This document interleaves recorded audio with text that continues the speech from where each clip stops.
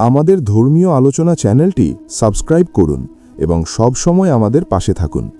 যদি আমাদের আলোচনা আপনার ভালো লাগে তাহলে ভিডিওতে একটি লাইক দিন, আপনার মূল্যবান মতামত কমেন্ট করে জানান এবং এই ধর্মীয় জ্ঞান অন্যদের কাছেও পৌঁছে দিতে শেয়ার করুন।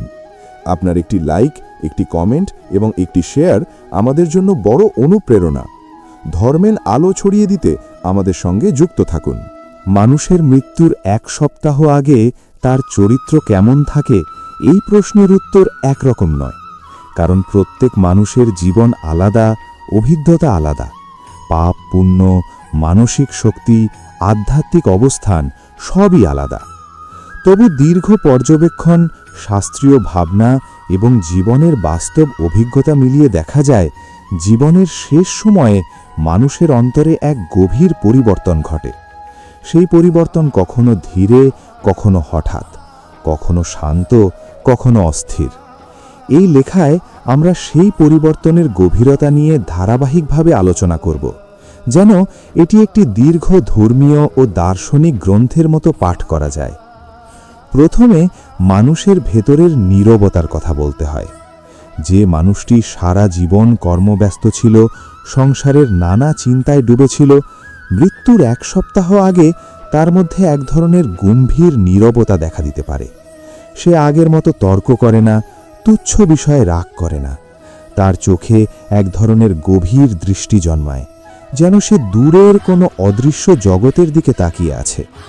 পরিবার ভাবে সে দুর্বল হয়ে পড়েছে, কিন্তু অনেক সময় এই নীরবতা কেবল শরীরের নয়, আত্মারও।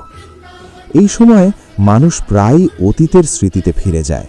শৈশবের কথা, মায়ের কোলে ঘুমানোর স্মৃতি, বাবার কঠোর মুখের আড়ালের স্নেহ, প্রথম ভালোবাসা, প্রথম উপার্জন, সব যেন একে একে মনে পড়ে। সে হয়তো একই গল্প বারবার বলে, অনেকে বিরক্ত হয়, কিন্তু এই পুনরাবৃত্তি আসলে জীবনের শেষ মূল্যায়ন। সে নিজের জীবনকে নিজের চোখে বিচার করতে থাকে। কোথায় ভুল হয়েছে, কোথায় সঠিক ছিল, এই হিসেব সে নিজের অন্তরে মিলিয়ে দেখে।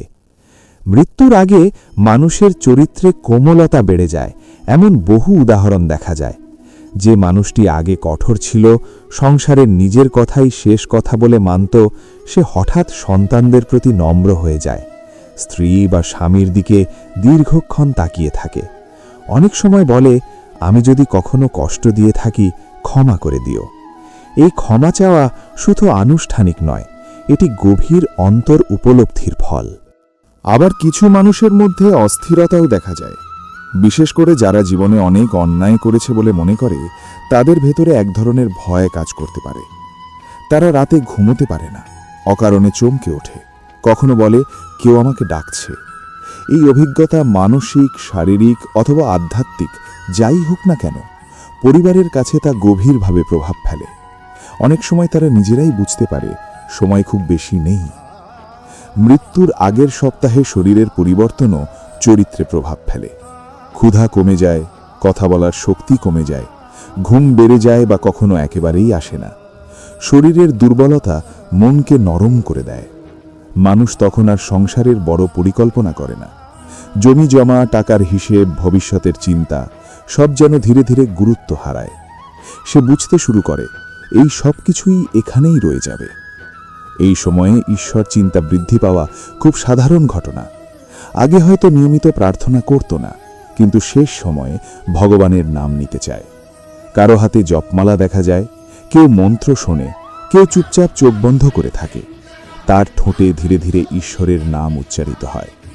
এই ঈশ্বর স্মরণ তার মনে শান্তি আনে। অনেকেই বলে শেষ সময় যে ভাব স্মরণ করা যায় সেটি আত্মার পথ নির্ধারণ করে। তাই মানুষ অন্তরে শান্তি খুঁজতে চায়। কিছু মানুষের ক্ষেত্রে এক অদ্ভুত প্রশান্তি দেখা যায়। ডাক্তার জানিয়ে দিয়েছে সময় অল্প, পরিবার কাঁদছে, কিন্তু তিনি নিজে শান্ত, মুখে হালকা হাসি, যেন তিনি বুঝে গেছেন জীবন একটি যাত্রা, আর এই যাত্রার শেষ প্রান্তে পৌঁছানো স্বাভাবিক। এই গ্রহণযোগ্যতা তার চরিত্রকে আলোকিত করে। আশেপাশের মানুষ বিস্মিত হয়, কিভাবে এত শান্ত থাকা যায়। আবার কিছু মানুষের মধ্যে এক ধরনের শিশুসুলভ আচরণ দেখা যায়। তারা ছোট ছোট জিনিসে আনন্দ পায়, নাতি নাতনির হাত ধরে বসে থাকে, পুরনো গান শুনতে চায়, প্রিয় খাবারের সামান্য স্বাদ নিতে চায়। মনে হয় জীবন যেন আবার সরল হয়ে গেছে। বড় বড় অহংকার, উচ্চাকাঙ্ক্ষা সব ঝরে পড়েছে, বাকি আছে কেবল অনুভূতি। মৃত্যুর আগের সপ্তাহে অনেকেই সম্পর্ক মেরামত করতে চায়। দূরে থাকা ভাইকে ডাকতে বলে, বহুদিনের শত্রুর সঙ্গে মিল করতে চায়। মনে হয় আর কোনো দ্বন্দ্ব রেখে যেতে চায় না। এই প্রবণতা তার চরিত্রে উদারতার পরিচয় দেয়। সে বুঝতে পারে ক্ষোভ নিয়ে চলে গেলে তার কোনো মূল্য নেই। অনেক ক্ষেত্রে দেখা যায় মানুষ নিজের জিনিসপত্র ভাগ করে দিতে চায়। কার হাতে কি যাবে, কে কি দায়িত্ব নেবে, এইসব কথা বলে যায়। এটি শুধু সম্পত্তি বণ্টন নয়, এটি দায়িত্ব হস্তান্তর। সে যেন বলতে চায়, আমি যাচ্ছি, এখন তোমরা এগিয়ে চলো। আবার এমন মানুষও আছে যারা শেষ সপ্তাহে একেবারে চুপ হয়ে যায়। তারা খুব কম কথা বলে, চোখ বন্ধ করে বেশি সময় কাটায়। ডাকলে সাড়া দেয়, কিন্তু নিজে থেকে কিছু বলে না। এই নীরবতা ভয়েরও হতে পারে, আবার গভীর অন্তর্মুখিতারও হতে পারে। মনে হয় সে বাইরের জগৎ থেকে ধীরে ধীরে সরে যাচ্ছে। মনোবিজ্ঞানীরা বলেন, জীবনের শেষ পর্যায়ে মানুষ লাইফ রিভিউ বা জীবনের পুনর্মূল্যায়ন করে। সে নিজের অস্তিত্বের অর্থ খোঁজে। যদি সে মনে করে তার জীবন অর্থপূর্ণ ছিল, তবে তার মধ্যে শান্তি আসে। যদি মনে করে অপূর্ণতা বেশি, তবে অস্থিরতা বাড়ে। এই মানসিক অবস্থা তার আচরণে প্রকাশ পায়। পরিবারের সদস্যদের প্রতিও তার দৃষ্টিভঙ্গি বদলে যায়। আগে যাদের নিয়ে অভিযোগ ছিল, তাদের প্রতিও সহানুভূতি জন্মায়। সে বুঝতে পারে প্রত্যেকেই নিজের মতো করে সংগ্রাম করেছে। এই উপলব্ধি তার চরিত্রকে কোমল করে। মৃত্যুর আগে অনেকেই ভবিষ্যৎ নিয়ে পরামর্শ দিয়ে যায়। সন্তানদের বলে, একসাথে থেকো, ঝগড়া করো না, মাকে দেখো, সততার পথে থেকো। এই উপদেশগুলো তার জীবনের শিক্ষার সারাংশ, যেন সে নিজের জীবনের শিক্ষা শেষবারের মতো দিয়ে যেতে চায়। কিছু মানুষ মৃত্যুর আগে হঠাৎ করে গভীর ঘুমে চলে যায় এবং ধীরে ধীরে সেখান থেকেই বিদায় নেয়। আবার কেউ শেষ মুহূর্ত পর্যন্ত সচেতন থাকে। সচেতন থাকলে তার চোখে এক অদ্ভুত আলোর ঝলক দেখা যায়, যেন সে অন্য কোনো দৃশ্য দেখছে। পরিবার বলে, শেষ মুহূর্তে তার মুখে শান্তির ছাপ ছিল।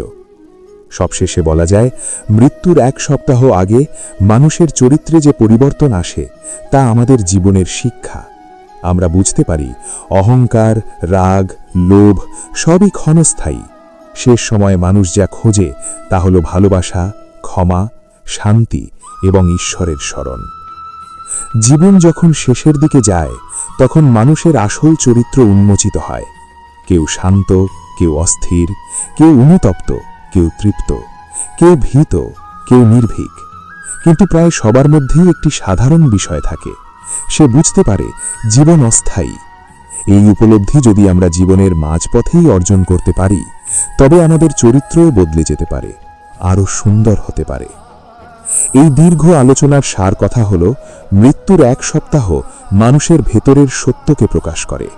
সেই সত্য কখনো চোখের জলে, কখনো হাসিতে, কখনো নীরবতায়, কখনো প্রার্থনায় ফুটে ওঠে। আর সেই সত্যই আমাদের শেখায়, বেঁচে থাকতেই ভালোবাসতে শেখো, ক্ষমা করতে শেখো এবং সৎ পথে চলতে শেখো।